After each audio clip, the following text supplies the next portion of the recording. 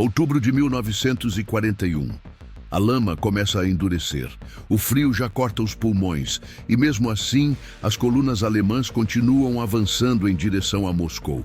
Agora imagine que dessa vez elas não param. As últimas linhas soviéticas se rompem. Trens abarrotados fogem para o leste. Ordens se perdem no caminho. O Kremlin é evacuado às pressas. Pela primeira vez desde a Revolução, a capital do regime soviético cai em mãos inimigas. Por alguns dias, o mundo acredita que a guerra no leste acabou. Em Berlim, oficiais falam em vitória histórica.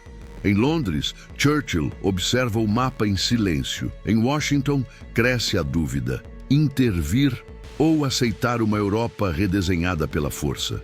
Mas enquanto Moscou aparece como um troféu no centro do mapa, algo invisível começa a se formar ao redor dela. Porque conquistar Moscou não significa vencer a guerra, significa permanecer. Permanecer em uma cidade gigantesca, hostil e faminta. Permanecer com linhas de suprimento esticadas por milhares de quilômetros. Permanecer com flancos abertos ao norte e ao sul. Permanecer enquanto o exército vermelho recua, absorve o impacto e se prepara para atacar. Este não é um "e se" sobre uma vitória fácil. É um "e se" sobre o momento em que a Alemanha poderia ter acreditado que venceu, quando na verdade começava a criar a maior armadilha de toda a guerra. A pergunta que guia este episódio é simples, mas devastadora. A queda de Moscou teria encerrado a guerra ou apenas tornado a derrota alemã inevitável? Antes de seguir, comenta aí de onde você está assistindo, cidade e país. E diz também, na sua opinião, a tomada de Moscou teria decidido a guerra ou só mudado a forma da derrota? Se inscreve no canal para não perder as próximas histórias. Porque o que vem agora não é o que os livros costumam contar. A marcha sobre Moscou não começou como um ato de desespero. Começou como uma convicção. No verão de 1941, o alto comando alemão acreditava que a União Soviética estava prestes a desmoronar. As primeiras semanas da campanha tinham sido devastadoras. Cercos gigantescos. Colunas soviéticas capturadas, cidades caindo em sequência. Para muitos generais, a guerra já estava decidida. Restava apenas golpear o centro nervoso do inimigo. Moscou era mais do que um ponto no mapa. Era o nó ferroviário que ligava o país, o centro administrativo do Estado e o símbolo máximo do regime. A lógica parecia simples. Se Moscou caísse, o sistema inteiro cairia junto, mas a realidade no terreno começava a cobrar seu preço. À medida que o verão se transformava em outono, as estradas russas se dissolviam em lama, caminhões atolavam, tanques quebravam, cavalos morriam exaustos. Cada quilômetro avançado custava mais combustível, mais homens, mais tempo. E tempo era algo que a Wehrmacht começava a perder. Mesmo assim, a ordem foi mantida: avançar. Divisões já desgastadas continuaram a marchar, muitas com efetivos reduzidos à metade. O soldado comum sentia o peso da campanha nos pés feridos, nas roupas encharcadas, na fome crescente. As cartas enviadas para casa mudavam de tom. Onde antes havia confiança, agora surgia a dúvida. Do outro lado, o Exército Vermelho estava longe de estar derrotado. Enquanto as linhas de frente recuavam, o Estado soviético fazia algo decisivo: desmontava fábricas inteiras e as enviava para além dos Urais. Máquinas, operários, engenheiros, tudo era colocado em trens e enviado para longe do alcance alemão. Moscou ainda era vital, mas a capacidade industrial soviética começava a sobreviver fora dela. E havia também o fator humano. Milhares de civis cavavam trincheiras ao redor da capital. Estudantes, operários, mulheres e idosos trabalhavam dia e noite, muitas vezes sem armas, apenas com paz e a convicção de que não havia para onde fugir. A cidade se preparava para o cerco mesmo antes que ele se tornasse inevitável. No alto comando alemão, porém, essa resistência era subestimada. A crença dominante era de que o inimigo estava à beira do colapso, que bastava um último esforço, um empurrão final para que tudo desabasse. Moscou passou a ser vista não apenas como um objetivo militar, mas como a prova definitiva de que a campanha tinha sido correta desde o início.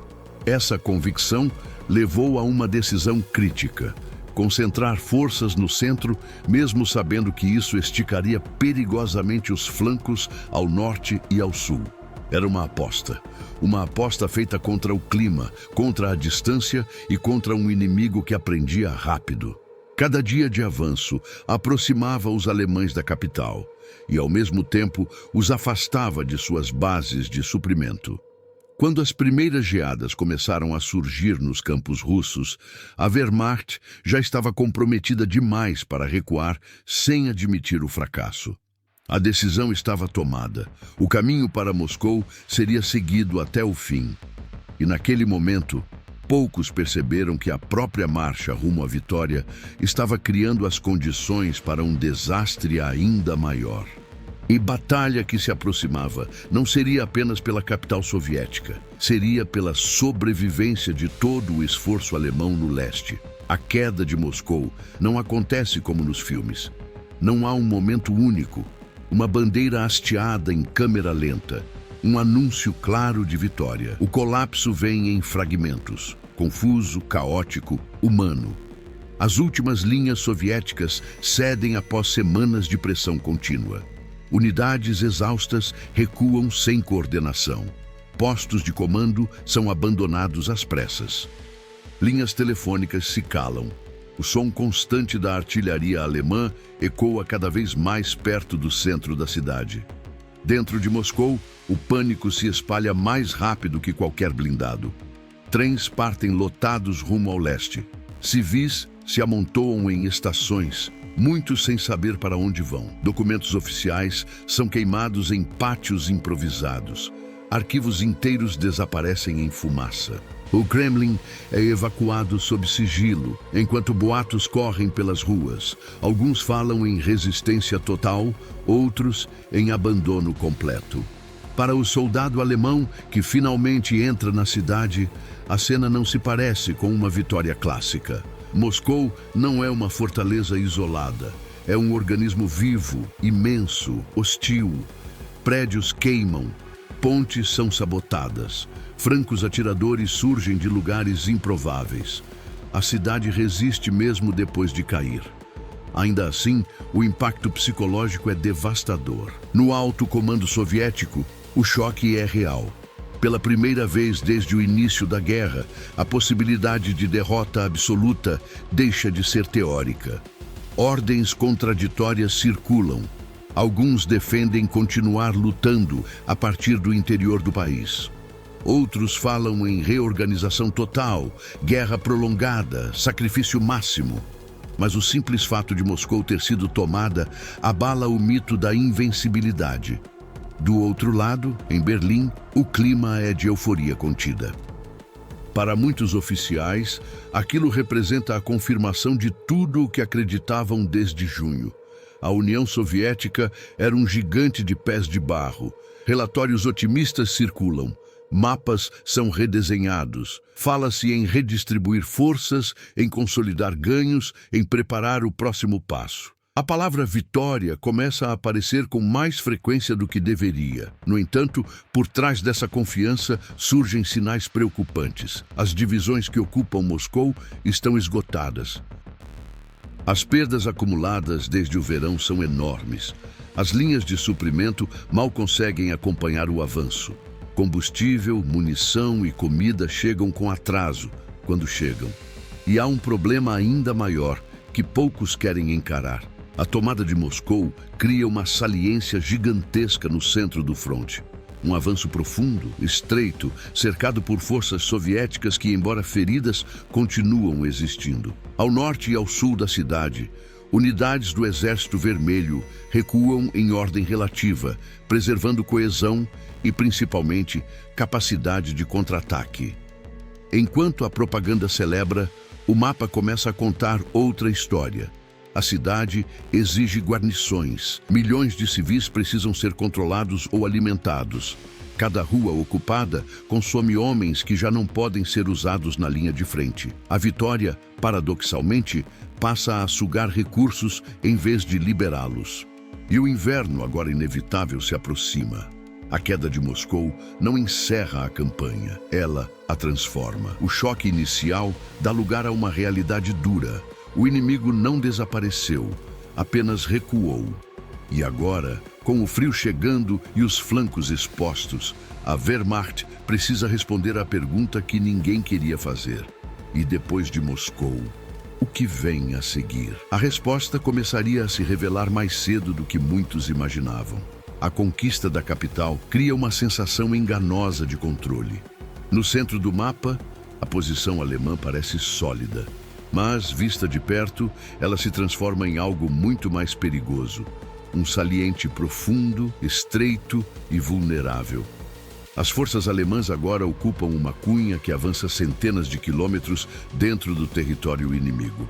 Para mantê-la, é preciso proteger estradas, pontes, ferrovias e depósitos improvisados. Cada quilômetro de avanço exige homens que já não existem em número suficiente. Cada rua ocupada consome uma companhia. Cada prédio defendido exige um pelotão. O problema não é Moscou em si. O problema é tudo o que Moscou exige. Ao norte e ao sul do saliente, o inimigo não foi destruído. Pelo contrário, ele recua de forma seletiva, preservando unidades inteiras. O Exército Vermelho abandona terreno, mas mantém homens, oficiais e, acima de tudo, tempo. Tempo para aprender. Enquanto os alemães se fixam na cidade, os soviéticos reorganizam frentes, reconstituem divisões e acumulam reservas fora do alcance imediato do inimigo. O comando soviético entende algo que Berlim demora a aceitar. A guerra não será vencida retomando Moscou de imediato. Ela será vencida cortando a cunha, atacando os flancos, obrigando o inimigo a reagir. E os sinais começam a aparecer. Relatórios vindos do norte falam em concentrações inesperadas de tropas soviéticas. No sul, unidades alemãs relatam ataques de sondagem cada vez mais ousados. Não são ofensivas decisivas, ainda são testes, golpes rápidos, medidas para avaliar resistência, tempo de resposta, disponibilidade de reservas. A iniciativa começa a mudar de mãos sem que ninguém faça um anúncio oficial. Dentro da cidade, a ocupação se revela mais difícil do que o planejado. A população não colabora. Sabotagens se multiplicam. Francos atiradores reaparecem em áreas consideradas seguras. Cada tentativa de impor ordem consome mais tropas, mais munição, mais energia. E há o clima. O frio deixa de ser um inconveniente e passa a ser um fator operacional. Veículos quebram, armas falham, homens adoecem. O desgaste psicológico se acumula. A vitória prometida não traz alívio, apenas mais responsabilidade. No alto comando alemão, surge uma divisão silenciosa. Alguns oficiais percebem o risco e defendem encurtar o fronte, consolidar posições, abandonar partes do avanço. Outros insistem que qualquer recuo seria um erro fatal. Uma admissão de fraqueza que o inimigo exploraria imediatamente. Essa hesitação é crucial. Ao tentar segurar tudo, a Wehrmacht começa a perder flexibilidade. Reservas desaparecem. A capacidade de reagir rapidamente a uma crise diminui. O que antes era movimento se transforma em defesa estática. Exatamente o tipo de guerra que favorece um inimigo numericamente superior. Quando os primeiros contra-ataques soviéticos mais sérios ocorrem, eles não vêm em um único golpe devastador. Vêm em ondas, pressões constantes, avanços limitados, mas persistentes. Cada ataque força os alemães a deslocar unidades, enfraquecendo outro ponto do saliente. Aos poucos, a pergunta muda. Já não é mais como explorar a vitória. Passa a ser como evitar o isolamento? A tomada de Moscou, que deveria encerrar a campanha, se transforma no seu ponto de inflexão. O centro do fronte deixa de ser uma plataforma de avanço e passa a ser um peso que precisa ser sustentado a qualquer custo. E, enquanto a neve cobre o terreno e o silêncio do inverno se instala, fica claro para quem observa com atenção. O inimigo escolheu onde e quando lutar. O verdadeiro combate ainda não começou, mas a armadilha já está armada. O inverno chega sem cerimônia, não como um evento dramático, mas como uma presença constante que desgasta tudo o que toca. A neve cobre estradas, campos e ruínas. O frio endurece o solo, mas também paralisa motores, quebra peças metálicas e transforma cada movimento em esforço físico extremo. Dentro e ao redor de Moscou, as forças alemãs tentam manter posições que cresceram rápido demais. A batalha que se segue não é uma única ofensiva espetacular. É uma sucessão de golpes precisos. O Exército Vermelho escolhe quando atacar. E, mais importante, onde. No norte do saliente, unidades soviéticas avançam contra posições alemãs esticadas e mal supridas. No sul, ataques semelhantes forçam deslocamentos urgentes de reservas que já são insuficientes. Cada reação alemã resolve um problema imediato e cria outro. Divisões são transferidas às pressas, deixando setores vulneráveis. Estradas sobrecarregadas viram gargalos logísticos. Comboios atrasam ou simplesmente não chegam. Em algumas áreas, soldados passam dias com rações reduzidas, lutando para manter posições que perderam qualquer valor ofensivo. Dentro da cidade, a situação também se deteriora. A ocupação consome homens que deveriam estar na linha de frente. Patrulhas são emboscadas, depósitos são incendiados. A população civil, longe de ser pacificada, se torna um fator permanente de instabilidade. Cada rua segura exige vigilância constante. Cada prédio abandonado pode esconder resistência. O frio transforma tudo isso em algo ainda mais brutal. Soldados dormem em porões improvisados, com roupas inadequadas, tentando manter armas funcionais com métodos improvisados. O moral cai. A sensação de vitória desaparece, substituída por uma rotina de sobrevivência. A guerra de movimento, que sempre favoreceu a Wehrmacht, se dissolve em uma luta estática, defensiva, desgastante. E então vêm os ataques mais fortes. Não um cerco imediato, mas algo mais inteligente. Avanços que ameaçam cortar estradas-chave, ferrovias improvisadas, rotas de abastecimento. O objetivo soviético não é reconquistar Moscou de uma vez, é tornar a permanência alemã insustentável. O comando alemão enfrenta decisões impossíveis. Recuar para encurtar o fronte significaria admitir que a grande vitória foi um erro. Permanecer exige recursos que já não existem. Cada opção parece levar a perdas inevitáveis. Nos mapas, o saliente começa a parecer menos uma ponta de lança e mais um peso morto. À medida que as semanas passam, fica claro que a batalha não é mais pela capital. É pela liberdade de manobra, e essa liberdade está sendo arrancada pouco a pouco. Cada contra-ataque soviético reduz a capacidade alemã de escolher o próximo movimento. A iniciativa definitivamente mudou de lado. Quando alguns comandantes pedem autorização para abandonar partes da cidade e estabelecer linhas mais curtas e defensáveis, a resposta demora. A hesitação custa caro. O tempo perdido permite que o inimigo pressione ainda mais, aprofundando o desgaste. O clímax não é marcado por uma explosão única, mas por uma constatação silenciosa. A Wehrmacht está presa, presa pelo inverno, presa pela distância, presa por uma vitória que exigiu mais do que podia sustentar. E batalha por Moscou, que deveria selar o destino da guerra, agora ameaça selar o destino do próprio exército que a conquistou. E a pergunta que paira no ar é inevitável. Não se trata mais de vencer, mas de como sair vivo. A virada não acontece em um único dia. Ela se impõe aos poucos, como uma conta que finalmente chega. As forças alemãs ainda mantêm partes de Moscou, mas a realidade já não permite ilusões. As linhas de suprimento continuam sob pressão. As reservas desapareceram. Cada tentativa de estabilizar um setor exige sacrificar outro. O centro do fronte, que deveria ser a base para novos avanços, transforma-se em um poço sem fundo de homens e recursos. O comando alemão passa a falar em ajustes de posição.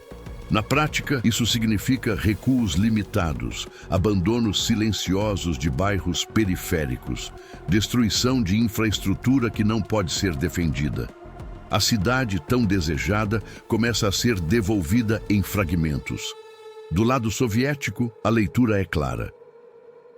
O Exército Vermelho não busca uma reconquista teatral. Busca algo mais valioso, iniciativa estratégica. Cada ataque é calculado para forçar o inimigo a se mover, gastar, reagir.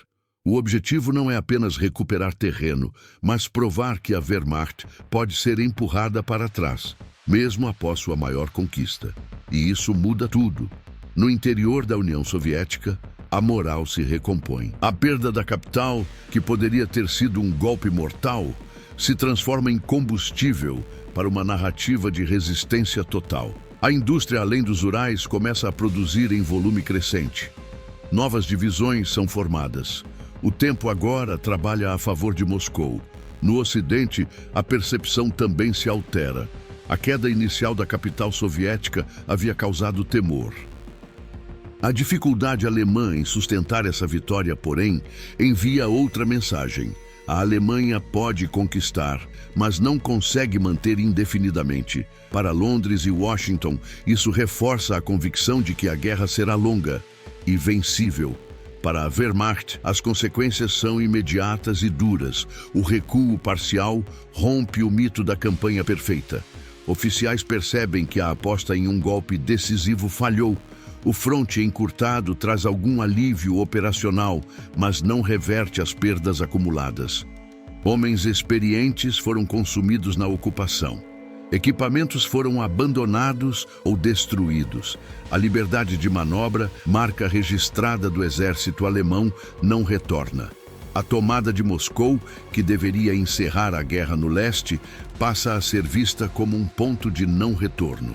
A partir dali, a Alemanha luta cada vez mais para reagir, não para ditar o ritmo. Cada nova ofensiva soviética encontra um inimigo mais cauteloso, mais defensivo, menos flexível. A guerra de movimento cede espaço a uma guerra de atrito, exatamente o tipo de conflito que favorece um adversário com mais homens, mais profundidade e mais tempo. No fim, o saldo é claro. Conquistar Moscou não destruiu a União Soviética, expôs os limites da Alemanha. A vitória simbólica cobrou um preço estratégico alto demais. O saliente central drenou forças, acelerou o desgaste e entregou ao inimigo a chance de escolher quando e onde golpear. A campanha, que deveria ser curta, se transforma em uma luta prolongada, brutal, sem solução rápida. Quando os mapas são revisados meses depois, a pergunta já não é: e se Moscou tivesse caído? A pergunta passa a ser outra: e se a Alemanha nunca tivesse tentado ficar? Porque naquele inverno ficou claro que a maior derrota não foi perder terreno, foi perder a iniciativa. No fim, a história raramente se decide no momento em que uma cidade cai. Ela se decide no que acontece depois. A ideia de que Moscou seria o golpe final parecia lógica em 1941. No papel fazia sentido. Capital política, centro ferroviário, símbolo absoluto do regime. Para muitos, a guerra no leste parecia depender de um único ponto no mapa. Mas a guerra real não obedece símbolos. Ela obedece resistência, tempo e desgaste. Ao conquistar Moscou, a Alemanha teria provado sua capacidade de avançar além de qualquer limite esperado. Mas ao tentar mantê-la, teria revelado algo ainda mais importante: seus próprios limites estratégicos. A vitória que parecia decisiva teria acelerado exatamente aquilo que Berlim mais temia: uma guerra longa, de atrito em profundidade. A União Soviética não era apenas uma capital. Era espaço, população, indústria móvel e uma capacidade brutal de absorver perdas. Moscou cairia sim. O choque seria enorme. O mundo prenderia a respiração. Mas o sistema soviético não dependia mais de um único centro. Ele já havia aprendido a sobreviver em movimento. Para a Wehrmacht, o custo seria invisível no início. Nenhuma derrota espetacular, nenhuma rendição formal. Apenas o acúmulo silencioso de problemas, linhas longas demais, homens cansados demais, decisões rígidas demais. Cada dia em Moscou drenaria força do restante do fronte. Cada tentativa de segurar tudo reduziria a capacidade de escolher onde lutar. É assim que impérios começam a perder guerras, não por um erro único, mas por uma sequência de decisões que parecem razoáveis no momento e fatais no conjunto. Moscou, nesse cenário, não seria o troféu da vitória. Seria o peso que puxa tudo para baixo. Quando olhamos para essa hipótese com distância histórica, a conclusão não é triunfal nem simples. A queda da capital soviética poderia ter encurtado o caminho para o colapso alemão não evitado. Poderia ter transformado a campanha de 1941 no início antecipado do desgaste que, na realidade, só se consolidaria anos depois. A pergunta, e se Moscou tivesse caído, não nos leva a uma Alemanha vencedora dominando a Europa em paz. Ela nos leva a um inverno ainda mais cruel, a contra-ataques ainda mais determinados e a uma guerra decidida não por mapas, mas por quem consegue continuar quando tudo já deveria ter acabado. No fim das contas, talvez a maior ironia da guerra esteja aqui. O momento em que a Alemanha mais se aproximaria de uma vitória decisiva poderia ser exatamente o momento em que tornaria sua derrota inevitável. E agora, a pergunta fica com você. Se Moscou tivesse caído em 1941, você acha que isso teria quebrado a União Soviética ou apenas acelerado o caminho para uma guerra ainda mais longa e brutal? Comenta aqui embaixo sua opinião, diz de onde você está assistindo e, se quiser sugerir outro "e se" da Segunda Guerra, escreve também. Porque no fronte, nem sempre vencer uma batalha significa sobreviver à guerra.